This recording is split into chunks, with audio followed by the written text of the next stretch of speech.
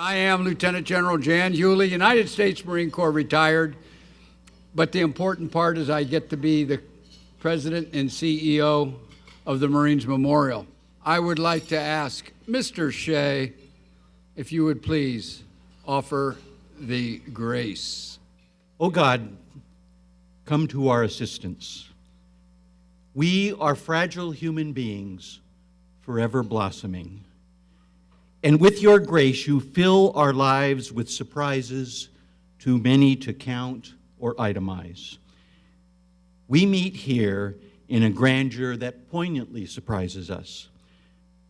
With the generous hospitality of those who make this event possible, the Marines Memorial Association, their dedicated staff, our angelic counselors, the effervescent Gold Star Committee. With friends and faces often familiar and remarkably new, with public and private memories fraught with exquisite meaning, these shake us from our lethargy and force us to pay attention and give this life and light. Light that helps us see, that surprises, both challenging and heartwarming. And in honoring and remembering and celebrated our beloved heroes, this leads us to the most wondrous surprise of all. And it is this: the relationships we form through the tragedy of loss and the affirmation that we are not alone. These relationships are not a product of science or logic. They are the result of love. The kind of love that brings us together in the breaking of bread. In thanksgiving we pray. Amen. We have a number of distinguished people in the audience, in the crowd, and I know I'm going to forget some, but first and foremost, this is the 14th year, but there's been somebody who was doing it for 15 years, believe it or not. And his name is Mike Myatt, and he's a retired Major General in the United States Marines, and he's the father of this. Please stand up.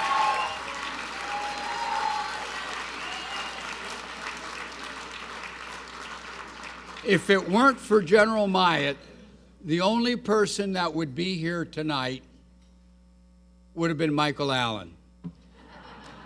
Because he's been the general manager through all of this, and I know General Myatt will support me on this. How about that guy? Come on, Michael, a round of applause.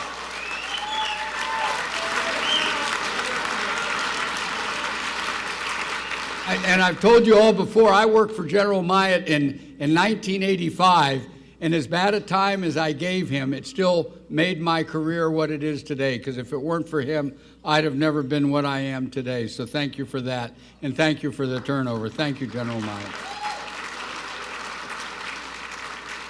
Let me just introduce another dignitary that we've got. He came all the way, he and his wife came all the way from Alaska, Rear Admiral Matt Bell.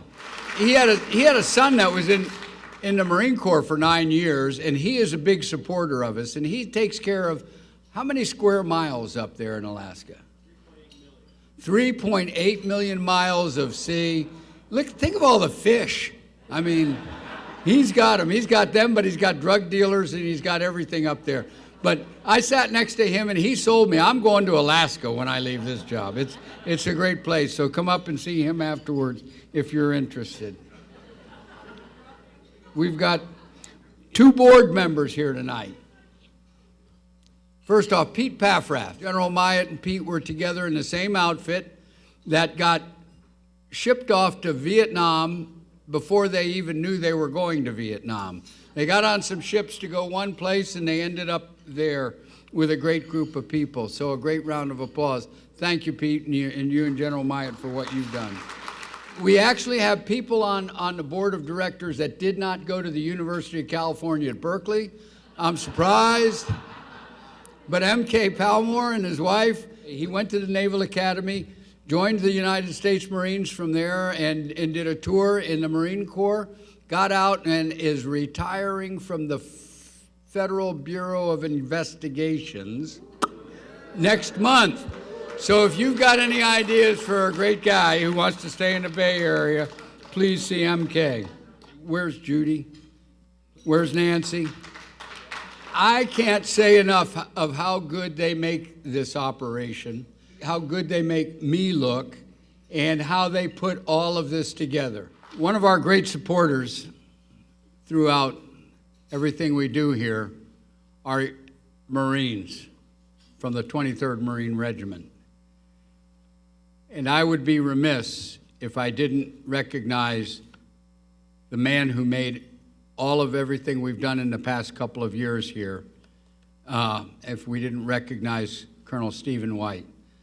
Colonel Stephen White is the CO of the 23rd Marines. Please stand up.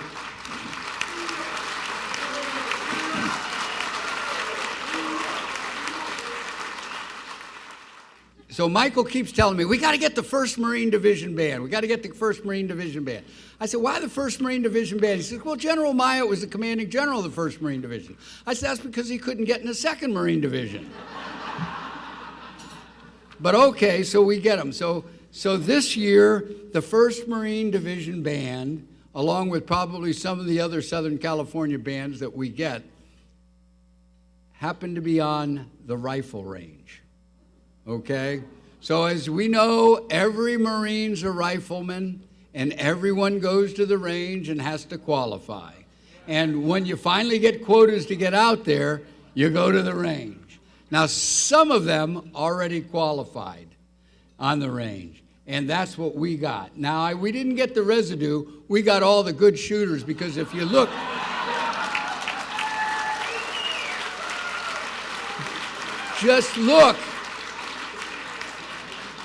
Just look at every one of their marksmanship's badge. Every one of them is at least a one-time expert, and some of them are multiple-time experts, and with the pistol as well. So not only are they going to play good tunes, if we need somebody shot tonight, they can do it. They can. Without further ado, I would like to introduce our guest speaker tonight. That's Colonel John McKay, and he's ably supported by his wife, Margot. They're Blue Star moms. They're not in the San Francisco, in the East Bay area, but they are in Sacramento, which is almost within artillery range. Long-range fires anyway. John's dad was in San Francisco. His heart is here in San Francisco, as you heard him talk about it this afternoon. Enlisted in the Marine Corps. Got accepted to go to the Naval Academy. You know, John, they did have an ROTC program at Cal Berkeley. You could have gone there. But okay, went to the Naval Academy, graduated from there, went into the Marines, was an infantry officer, did his call, followed the sound of the gun and the colors to Vietnam, wounded twice. It'll be evident, trust me. And he took a long time to recover, but he did. And he has continued to serve the Marine Corps through various tours, combat tours, and not only that, afterwards, he's worked for, as you can read in his bio, both the DEA and the CIA. He's really slowed down now. He's at Sac State and is a professor. That's pretty much sets you up from being in private on boot camp to go all the way to being a professor at Sac State. My first experience with Colonel John McKay was actually with Captain McKay. He was my monitor for a while. And I was a brand new captain. And I was looking for a new assignment. And I figured Marine Barracks, London, or Marine Barracks, Rota, Spain. That's what everybody, I mean, I'm thinking now this is going to be a great time. So they said, well, you got to go talk to your monitor. I was in AWS at the time, and I went up to go see. They said, it's Captain McKay. And in headquarters, Marine Corps there, they had these cubicles. So you went in there, and I looked, and here's Captain McKay. And he looked up and says, what do you want? And it was so intimidating, I said, oh, no, sir, I'm just walking around. And I left. I took whatever he and Rocky Ball decided to give me, and that was it. That was my first and only previous experience as Colonel McKay. But I'm not going to go through his entire biography for you. I'm going to let him take the lead now as your guest of honor and main speaker tonight, Colonel John McKay. Please come to the lectern. Thank you. Good luck. Thank you. I was actually much kinder to General Hewley. I was known as the friendly captain's monitor. Thank you very much for that introduction, General. I appreciate it very much. General Myatt, your efforts and significance in making this an all-important event make it possible, viable,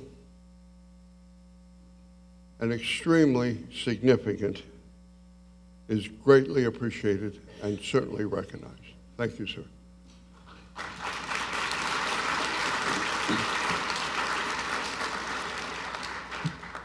Gold Star mothers, Gold Star parents, I am honestly, truly humbled before the magnificence of your courage and your fortitude. You have done me a great honor. In peace, children inter their parents. War violates the order of nature and causes parents to inter their children. We live in a society that skirts around speaking of grief, even more so of death. All of you are poignantly enduring one of the most tragic events in any person's life.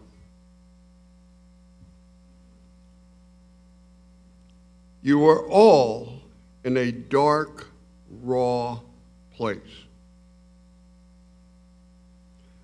The meaningless flutter of platitudes, the misplaced focus of awkward proffering of condolences under the guise of others, universally, without a doubt, others' insignificant problems, comparing to what you have gone through. This is coupled with fumbling offerings of insensibilities that neither grasp nor can even begin to appreciate your acute pain. These gestures, well-meaning, seriously, well-meaning, in principle, offer scant recognition that you, all of you, are in an unknown and terrible twilight from which you will never entirely emerge. You are literally transformed, forever changed. And let's be honest, the change is lifelong. And it's not always propitious. It is true that some degree of redemption, a coming to grips of sorts with the mortality of your dearly beloved, and yes, with your very own mortality. Yes, that does occur. But that is but meager comfort, much less any recompense for the irreplaceable losses you have suffered. You have an absolute right to whatever you are feeling and whenever you are feeling it. Amen.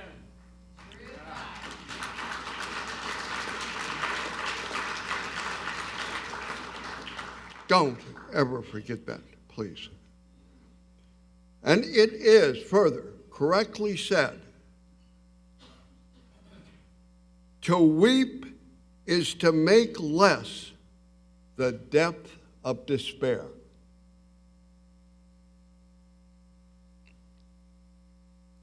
Absolutely no one can, nor should they try to, deny you that. I so dearly wish I knew each and every one of your departed loved ones.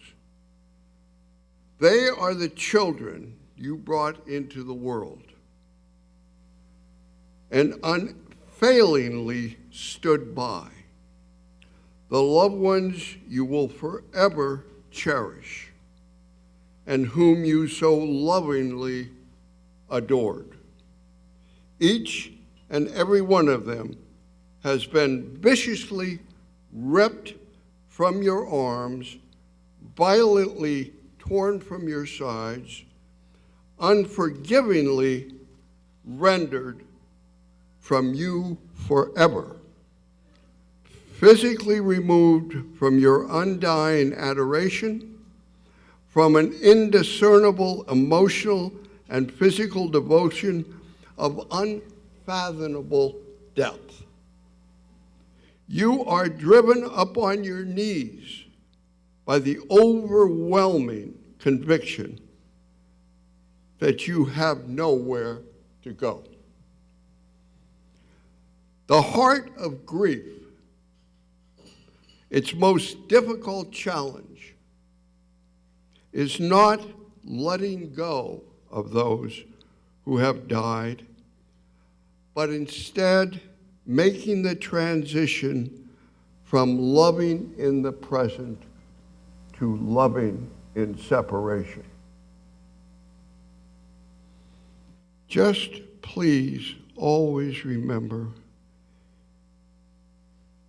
in separation, in being loved and always remembered, they are forever in your hearts.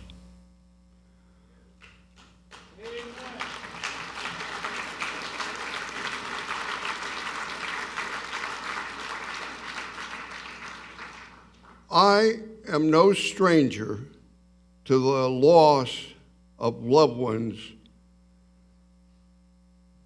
to abject violence. I'm not talking about the natural order of things. Nor will I ever be unburdened of grief. Grief is universal. Yet, grief is so intimately personal. How we grieve is who we are. And as were your loved ones, we each and every one of us present this evening is a unique individual. And as individuals, we grieve individually. Uniquely, each within our own private sphere of solitude. That does not assuage your pain, the reality of ultimate loss, but it does give due to the fact that we are each human individuals. The grave poignancy of the grief shared within this room puts on vivid display the increasingly rare type of individual your loved ones embody, and represent. Please note, I use the present tense. They are not gone. What they did represents something that is rare in this country. For they have done more and paid the ultimate price through their sacrifice in upholding the universal legitimacy of humanism. Individuals such as your sons, daughters, spouses, or siblings aren't supposed to exist anymore. And I'm not talking about their physical demise. Except in the honeyed remembrances of the greatest generation. They are real. The greatest generation is fallacy. Fallacy is too strong a word. Fantasy. Your presence this evening puts a lie to that whole tale. Perhaps more importantly, our gathering together on this evening of honor and remembrance unapologetically and openly displays a collective embrace of the critically important sensitivity of sharing that which all but defies being shared. And that is consolation and grief. The very commemorating of your loved ones' lives provides a clear marker of the significance of each and every one of their singular presence on this earth. Though we walk together down an unpredictable, painful, exhausting, and draining path, we collectively seek hope. We seek the courage not to forsake hope. In loss as has been suffered by all in this room, in loss like that, hope hides itself. It disappears. Through our gathering together this evening, collectively commemorating our losses, we are challenging hope to once again show us the way forward. Garner strength from life's surges of the cruelest kind. Cast light upon the dark of despair through hope, love, faith, and the common bound of this shared evening. I am privileged beyond descriptions to have shared a few moments with you. Thank you.